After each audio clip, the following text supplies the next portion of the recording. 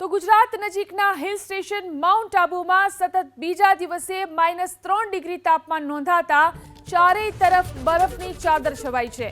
-3 degree તાપમાનમાં પોલો ground વિસ્તારમાં ઘાસ પર બરફની ચાદર છવાઈ છે।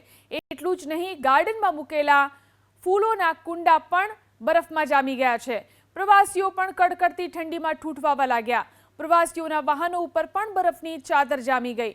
પ્રવાસીઓ પણ કાતિલ ઠંડીમાં ઠૂંઠવાતા તાપણા કરી અને ઠંડીથી રાહત મેળવી રહ્યા છે। માઉન્ટ આબુના દ્રશ્યો છે, જોઈ શકાય છે કઈ રીતે અહીં બરફની ચાદર છવાયેલી જોવા મળી રહી છે। કાર ઉપર પણ, વાહનો ઉપર પણ બરફ જામી ગયો છે, ત્યારે જે પ્રવાસીઓ અહીં આવ્યા છે તે પણ ઠંડીમાં ઠૂંઠવાઈ ગયા છે અને તે પણ તાપણાનો સહારો લેતા જોઈ શકાય છે।